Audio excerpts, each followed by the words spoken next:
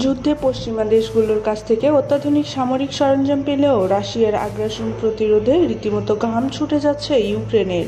রুশ বাহিনীর সামরিক সক্ষমতা ও কৌশলগত প্রতিরোধের মুখে প্রতিনিয়ত কঠিন পরিস্থিতির মুখোমুখি হচ্ছে ইউক্রেনের সেনারা।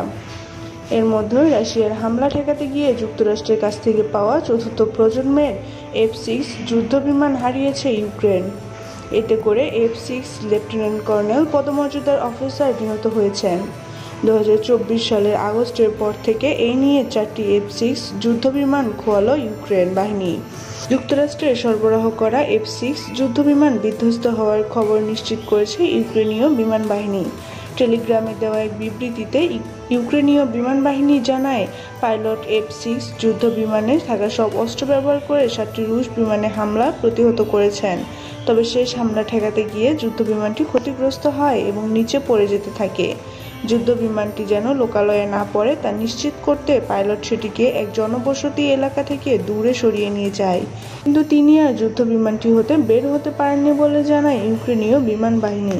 রুশ বাহিনীর বিপক্ষে আরও একটি F-6 যুদ্ধবিমান বিধ্বস্ত হওয়ার ঘটনা ঘটল। ইউক্রেনের বিমান বাহিনী চলমান চ্যালেঞ্জগুলোকেই তুলে ধরে, যদিও সাম্প্রতিক সময়ে ইউক্রেনের প্রতি পশ্চিমা সমর্থন বেড়েছে।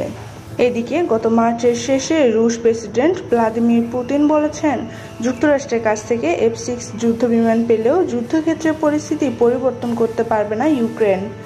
এমনকি তৃতীয় কোনো দেশের ভূখণ্ড থেকে উড্ডীয়মান যে কোনো ইউক্রেনীয় বিমানকে রুশ বাহিনীর জন্য একটি বৈধ লক্ষ্যবস্তু হিসেবে বিবেচনা করা হবে বলেও সেবার হুঁশিয়ারি দিয়েছিলেন পুতিন। 2022 সালের ফেব্রুয়ারিতে ইউক্রেনীয় রাশিয়ার সামরিক অভিযান শুরু করার পর থেকে ইউক্রেনে অস্ত্র সরবরাহ করে আসছে পশ্চিমা দেশগুলো, আর ইউক্রেন এসব অস্ত্র স্থানান্তরে নিন্দা করে আসছে রাশিয়া। পশ্চিমাদের এই ধরনের পদক্ষেপ যুদ্ধ পরিস্থিতির সমাধানে বাধা দিচ্ছে বলেও সতর্ক করছে মস্কো।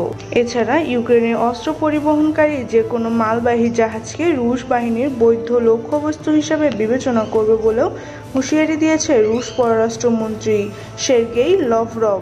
এদিকে চলমান যুদ্ধে এখন পর্যন্ত পুরো ইউক্রেনের 20% অঞ্চল দখল করে নিয়েছে রাশিয়া।